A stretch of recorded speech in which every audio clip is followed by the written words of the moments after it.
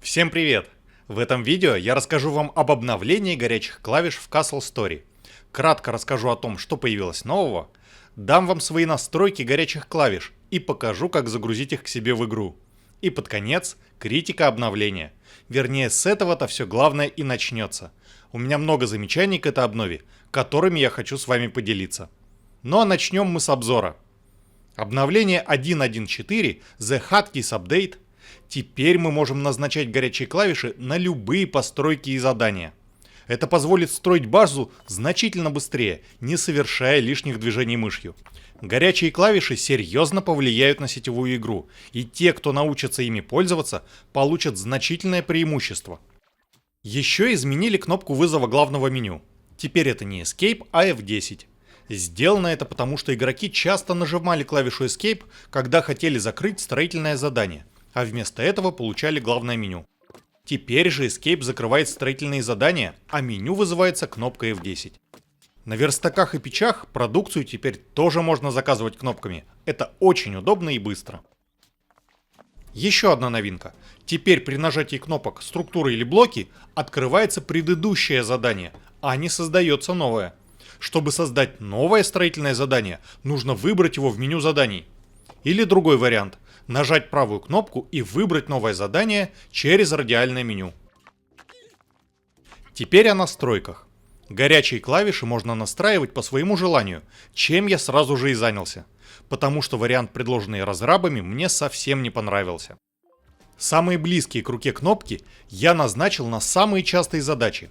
Например, для вызова строительных меню я использую клавиши 1, 2, 3 и тильда. Да-да, сразу 4 кнопки.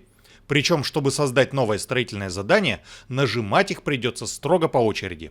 Сперва тильда, вызов меню заданий, затем единица, новое задание, и уже затем, с помощью клавиш 2 или 3, выбираем нужное строительное меню.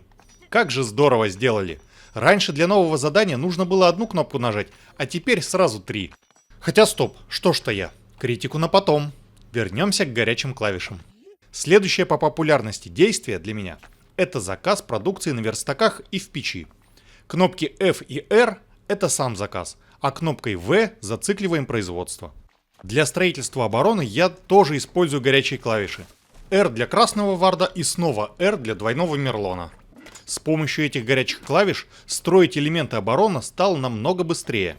Построенные элементы можно копировать.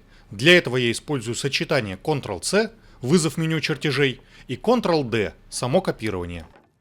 Полный перечень предложенных мной горячих клавиш вы можете посмотреть, загрузив его к себе в игру. Для этого нужно скачать файл userconfigs.lua по ссылке в описании и поместить его к себе в папку с игрой. Вот по этому пути. Этот файл я буду периодически обновлять, и ссылка на последнюю версию будет в описании под роликами о Castle Story. А теперь критика. Узнав, что будет обновление горячих клавиш, я очень обрадовался. Но увидев, как оно было сделано, я не мог оторвать руку от лица минут 5.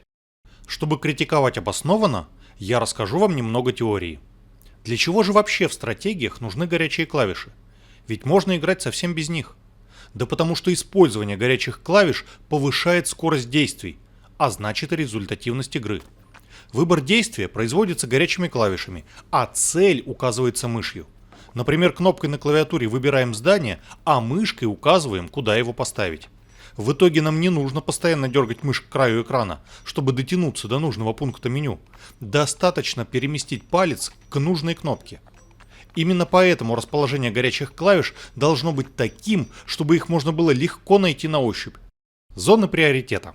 Изначально левая рука игрока лежит на позиции WASD. Не двигая руку с этой позиции, можно быстро нажать клавиши, обозначенные зеленым. Это основные горячие клавиши.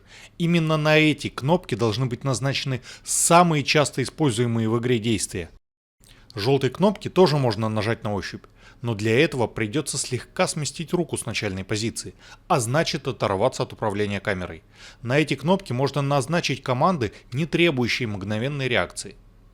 А остальные кнопки я обозначил красным, потому что горячими их назвать уже нельзя. Чтобы до них дотянуться, нужно оторвать руку и иногда даже перевести взгляд на клавиатуру, чтобы найти нужную кнопку. Для большинства игроков нужную команду будет проще нажать мышью, чем искать кнопку в красной зоне.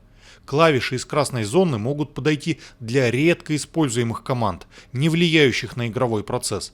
Например, пауза или настройка громкости. Что же мы видим в игре? В предложенных разрабами настройках горячие клавиши раскиданы по клавиатуре без учета зон приоритета. Например, в зеленой зоне оказался мост. Часто ли вы строите мосты в игре? Зато в красной зоне оказалась большая часть действий на верстаке. А под красный вард вообще горячую клавишу не стали назначать, хотя уж он-то используется очень часто и во всех режимах игры. Зато назначили горячие клавиши под всякие дорогие верстаки, которые обычно строятся один раз за всю игру и далеко не в спешке. Конечно же, горячие клавиши можно переназначить под себя, но согласитесь, большинство игроков с этим заморачиваться не будут. Они просто не будут использовать те горячие клавиши, которые им неудобны, а таких по умолчанию большинство. А теперь поговорим про главное меню. Зачем его нужно было переносить на кнопку F10? В подавляющем большинстве современных игр главное меню вызывается кнопкой Escape. Это уже стало стандартом. Что будет делать игрок, не нашедший меню по привычной кнопке? Он будет искать кнопку меню на экране, но ее там тоже нет. Есть только какой-то домик с надписью F10. И как же быстро игрок поймет, что это именно то, что ему нужно? Я думаю, далеко не сразу. И весь процесс поиска будет сопровождаться мыслями: где же это долбанное меню? Я и сам первый раз весьма растерялся, не найдя меню по кнопке Escape. И только прочитав Patch Note, понял, что это не глюк, а хитрый замысел. Но не все игроки такие терпеливые. Будут и такие, кто, не найдя меню по привычной кнопке, просто закроют игру через Alt F4 и будут думать, что она глючная. А всего-то нужно было сделать в игре подсказку о том, что строительные задания легко закрываются клавишей Tab. А теперь еще раз скажу про создание нового строительного задания, для которого теперь нужно нажать 3 кнопки вместо одной. Зачем так сделали, если вернуться к предыдущему заданию можно было клавишей Tab? Это серьезная проблема, которая не исправлена до сих пор, несмотря на то, что я написал об этом на форуме и рассказал на стриме Шатажона. Разрабы не обращают на эту проблему должного внимания, видимо потому, что сами пользуются радиальным меню для создания нового задания.